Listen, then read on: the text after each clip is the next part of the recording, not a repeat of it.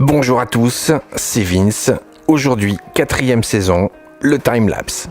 Vous avez été en effet très nombreux cet été à me demander des vidéos sur ce sujet, donc je vous ai préparé une progression de plusieurs vidéos, en partant du niveau le plus simple, vers le timelapse professionnel, celui qui permet de faire des vidéos du jour vers la nuit.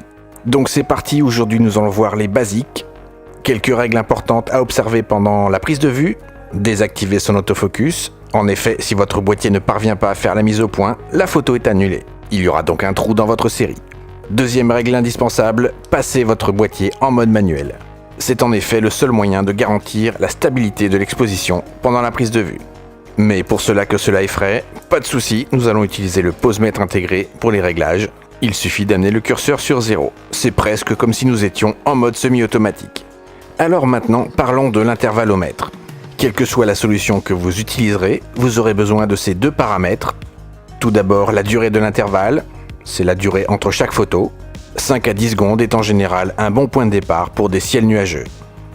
Le deuxième paramètre est le nombre de photos que vous souhaitez faire. Donc pour créer un film de 25 images par seconde, nous allons diviser notre nombre de photos par 25 et nous aurons en seconde la durée du film. 100 photos divisé par 25 feront 4 secondes de film. Donc première solution que je vous propose, utilisez l'intervallomètre de votre appareil photo s'il en est pourvu. Vous retrouverez les deux paramètres dont nous avons parlé. L'intervalle tout d'abord. Il est possible de spécifier des heures, des minutes et des secondes. Ici je vais choisir une seconde. Et le nombre de fois. Donc ici il est possible de spécifier presque 10 000 photos. Pour la démo je choisis 4 photos. Je valide. Et quand je suis prêt, je peux démarrer mon intervallomètre. Le boîtier se débrouille tout seul. Et à la fin de la série, nous pouvons voir les 4 photos réalisées par l'intervallomètre.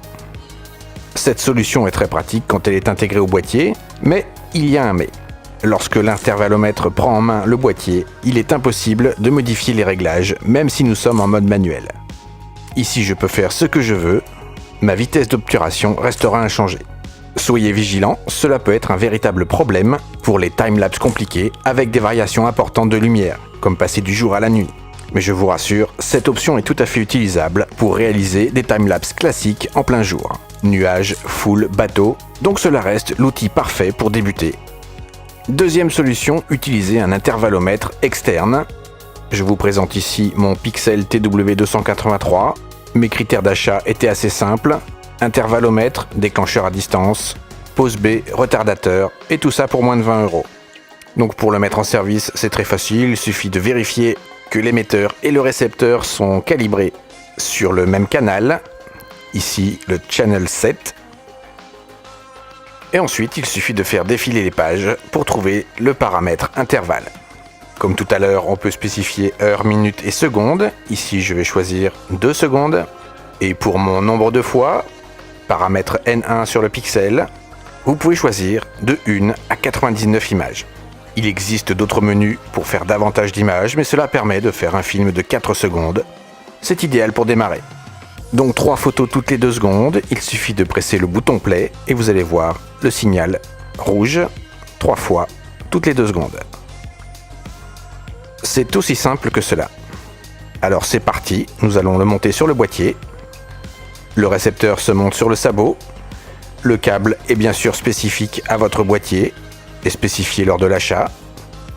Mon autofocus est désactivé, mon appareil est en mode manuel. Je me sers du pose-mètre du boîtier pour régler mon exposition. Et quand je suis prêt, je n'ai qu'à appuyer sur le bouton play. Donc cela marche aussi bien que l'intervallomètre intégré au boîtier. Il va exécuter mes 3 photos toutes les 2 secondes. Mais le gros avantage que j'ai maintenant, c'est de pouvoir interagir sur mon boîtier pendant la prise de vue. Mon boîtier n'est pas verrouillé et je peux modifier mon exposition si besoin. Ma vitesse augmente et je sous-expose.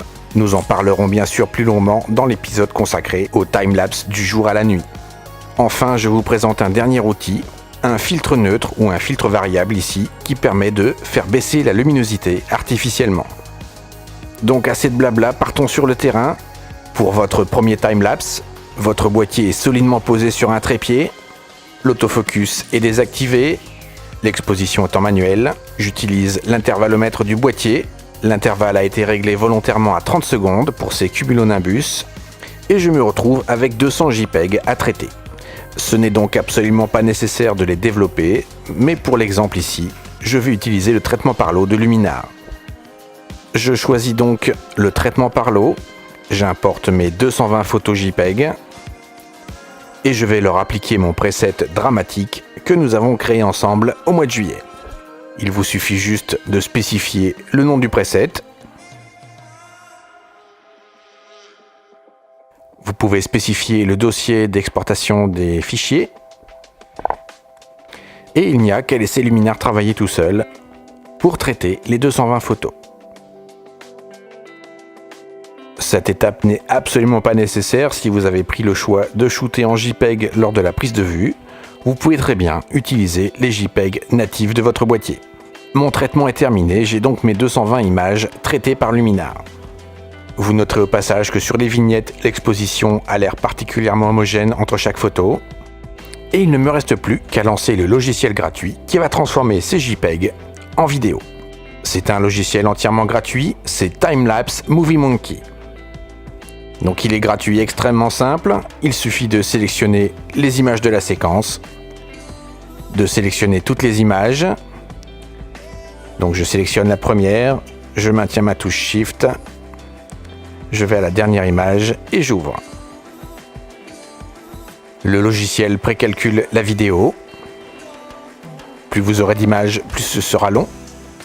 Et comme vous le voyez, les options sont extrêmement minimalistes.